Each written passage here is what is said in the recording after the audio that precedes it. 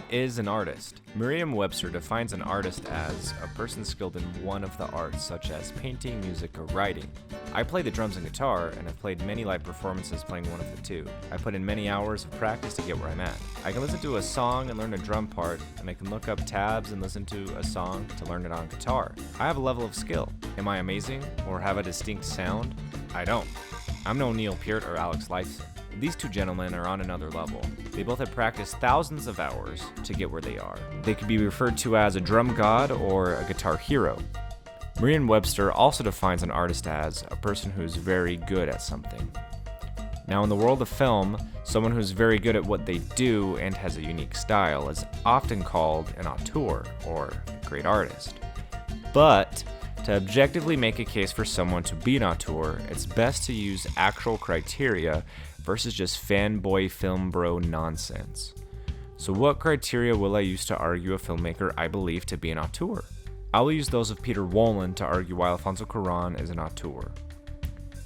Peter Wolin believed that a director must have unconsciously inscribed structures deep within their films in order to be classified as an auteur. And the director has a signature embedded deep within the text. And we, as audience members, must look at the director's entire body of work versus just one or two films. Some common themes I've noticed in almost all of his work are isolation, struggles of the working class, coming of age, and underdogs. I'm going to look at 3 of Cuarón's films. I'd first like to touch on the theme of isolation. One technique that Cuarón implements to make his characters feel isolated is the use of the long take. The point of long takes, according to Andre Bazin, is to make the viewer feel like we're watching real life, or that we're there with the characters. The second film of his I've seen was Harry Potter and the Prisoner of Azkaban. This film just so happens to be my favorite of the franchise. Expecto Patronum!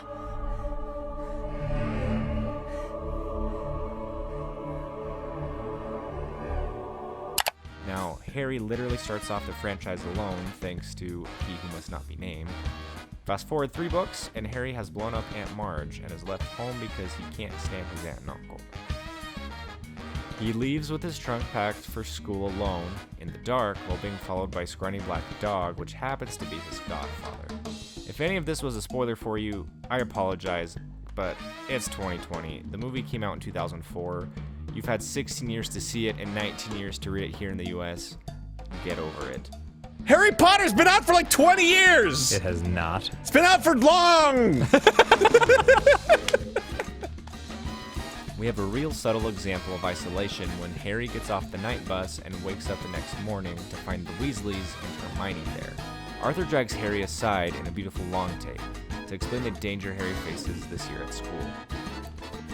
He separates Harry and Arthur from everyone by having them go into a wing of the Leaky Cauldron. But the whole scene is one long take. As the scene progresses, we start seeing less and less of the surrounding area, until we're on the last frame and the only person we see is Harry. On the train to Hogwarts, Harry is the only student to get attacked by a Dementor.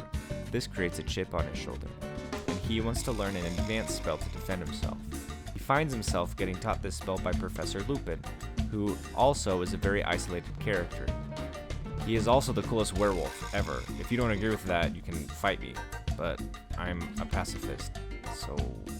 Anyway, J.K. Rowling brilliantly wrote the book in a way to where Harry getting private lessons from Lupin makes total sense. He also is the only student year 3 and up that can't go to Hogsmeade. Why? Because he has a terrible relationship with his uncle. At the start of the film, he tries to get him to sign the paperwork, but tells Harry it depended on how the visit with Aunt Marge went. Sirius is also a character that is very isolated. He was framed for the murder of Harry's parents, spent 12 years in Azkaban when he could have spent those 12 years being Harry's guardian.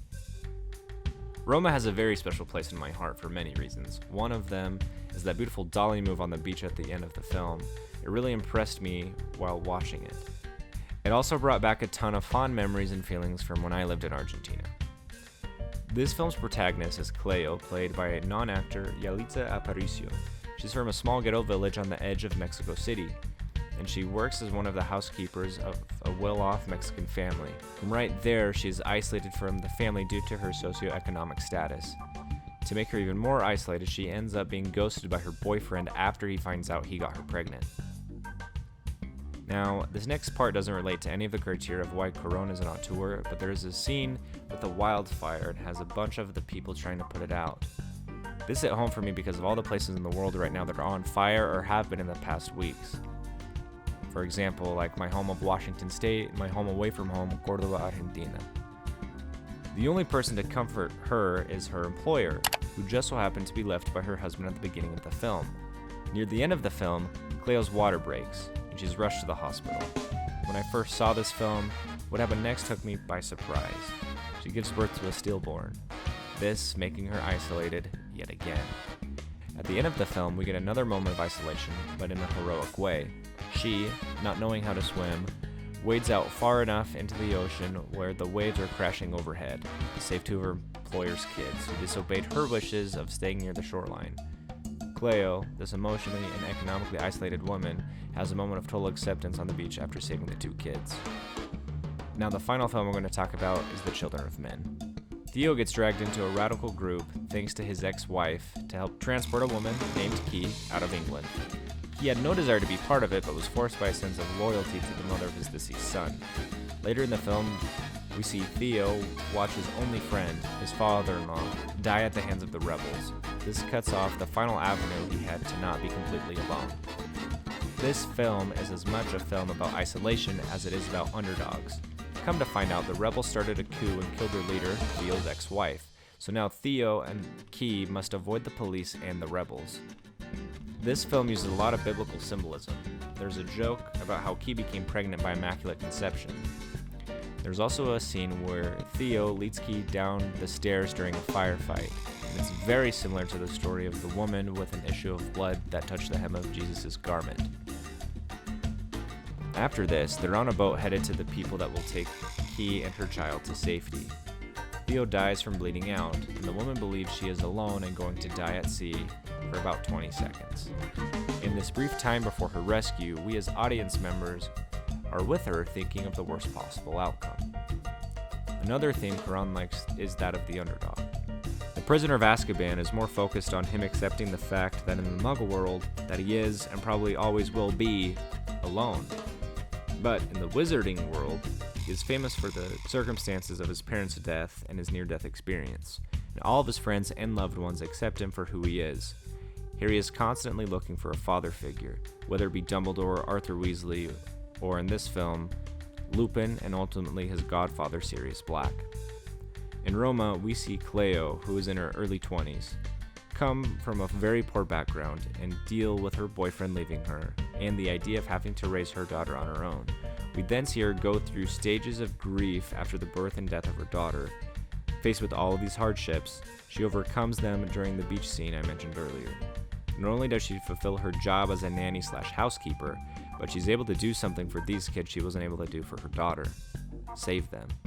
As the family gathers around all three of them, Cleo finally accepts her child's fate by admitting she didn't want to have her daughter, therefore overcoming an obstacle that she herself made. In The Children of Men, we see a lot of things to do with socioeconomic issues, such as immigration and income inequality. This movie is a story for underdogs.